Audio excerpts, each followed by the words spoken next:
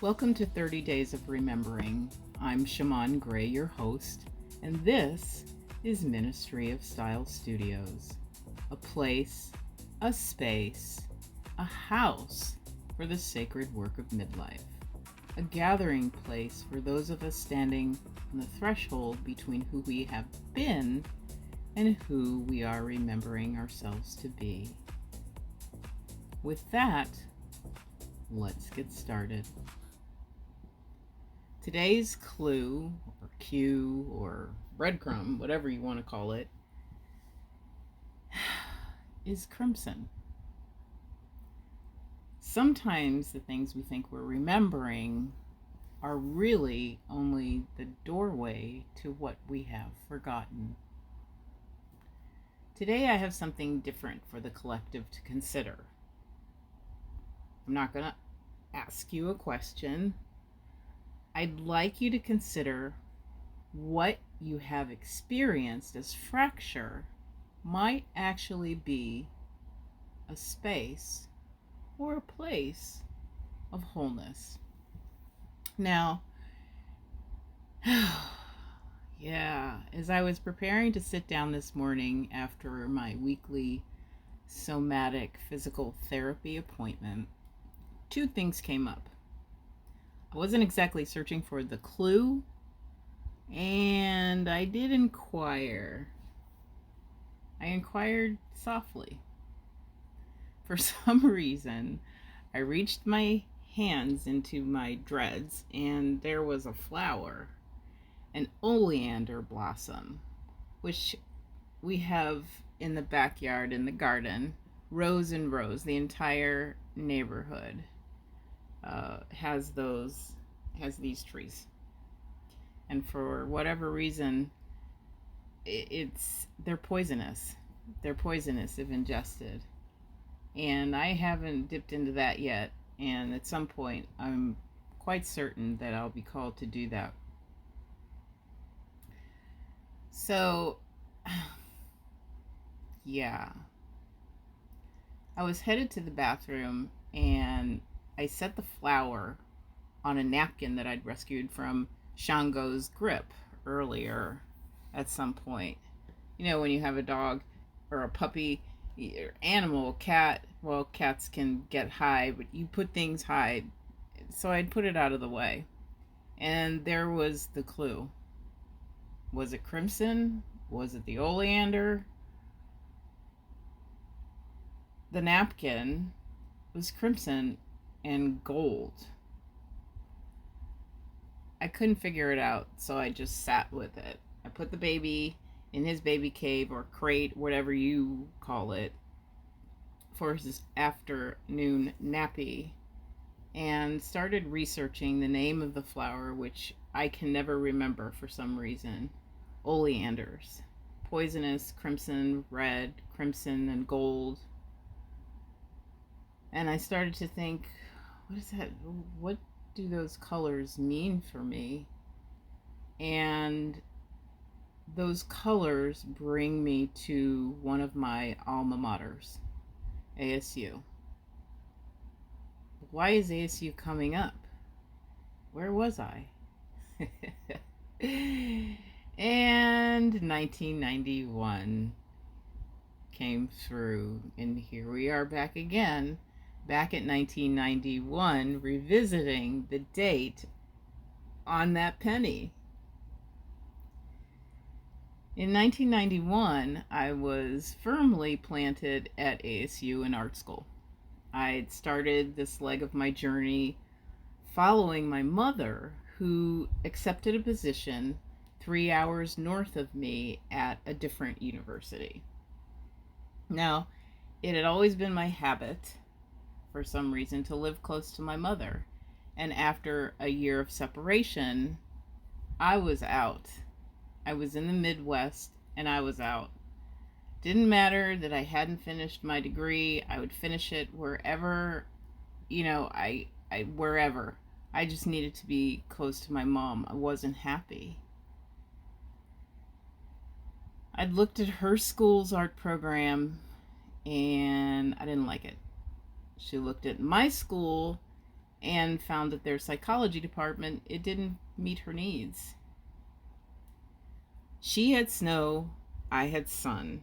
My island-born mother froze her arse off, and I was roasting in the 124-degree heat I had landed in. And that was the norm back then. I'll never forget it. I found that interesting. Across the country I went in 1990, which was the first of many moves back and forth every 7 years. Yeah, I think I got the 7-year itch. And if you're familiar with Star Trek, you know what I'm talking about. From East Coast to West Coast. I needed both. And I realized that when my father was called back to the United States, he settled into East Coast life. He chose the district. And for years, I was clearly torn between city life and the slow pace of the Sonoran Desert, which is where I live now. Between parents, between lifestyles, between being grounded and anonymous, and being bougie and in the spotlight, if you will. The spotlight, if you will. And I've not really thought about this paradox at depth until now. So when I moved into a 2-bedroom casita, a guest house. I was working at a coffee house with a name that ended in plantation. That's kind of a mess. I hadn't thought about that until I started writing my experience out today. The coffee house, however, brought me the best friends, boyfriends, some really deep conversations that I will never forget and I've never had. It brought me friends that I just would never have met anywhere else. Yeah. The clubbing, I remember, in the 90s was fantastic. Electronic music was just having its I had my first taste of it and was having its day. Pump Up the Jam keeps coming through it just keeps coming through. It was such a beautiful time. The music was off the charts. And somewhere along the way in there, I also became a Deadhead, following the band The Grateful Dead lightly because school was my priority. It was my number one. And I can see myself split between being Euro cool and hippie chick. Something I never questioned. I was just not one thing, and I was also one thing. I held both. Just like the two coasts I'd later hold in my heart. I decorated my casita from a store called Z Gallery, if you remember that, which I later got a job at so I could afford the decor I craved, which was also never devoid of some kind of mushroom imagery. And I realized that it was something that I had thrifted in the 80s, and I carried it everywhere. It was on a wood paneling sort of plaque situation with these decoupaged, which was probably just glue, Elmer's glue. And it's pretty much the only thing that I brought with me cross country except my clothes when I landed in 1990. Later, I became friends with someone in one of my art classes who brought me into his circle. A group of all guys, which was normal for me to have a group of all guys. I just related to guys differently. Somewhere in school, somewhere, you know, I, I just, I created the most memorable pieces of what my mom would say was my career. And I think it was in part a function of what they were about to show me. Some of the guys were in school, some were not. They were this eclectic mix of hippies. Some were deep, deep into Mercedes and NASCAR. That was fun. And others were artsy alternatives, one step away from hiding in their rooms all day. It was quite the mix. It was fun. We were all different and we all just kind of got along.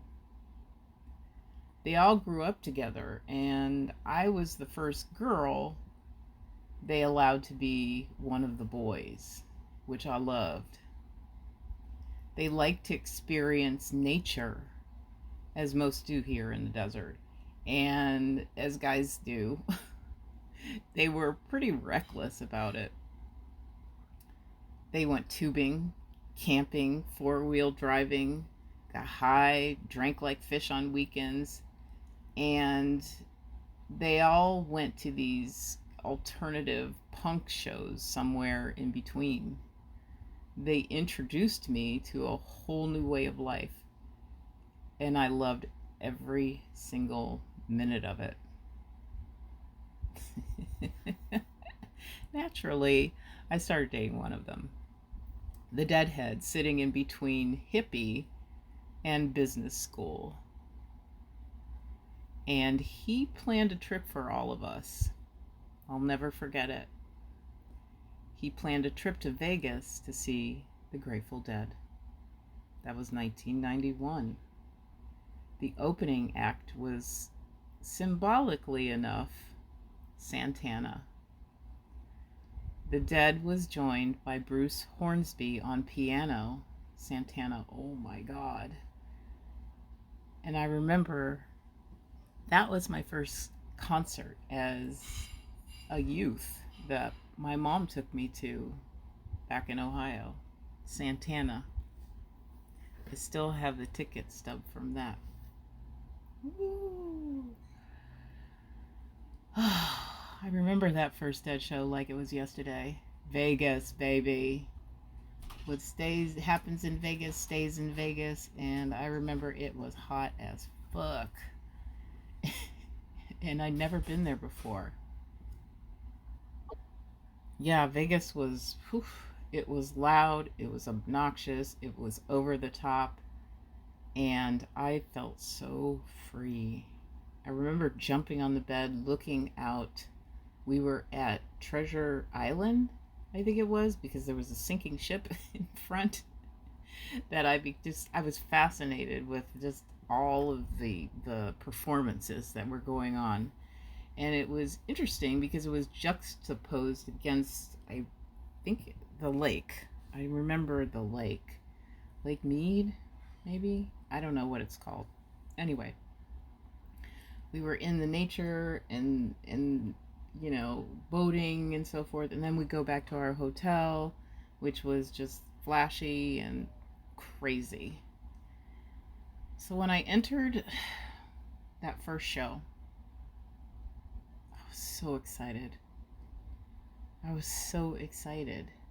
There were people that I just had really not interacted with before. And someone asked me for a miracle.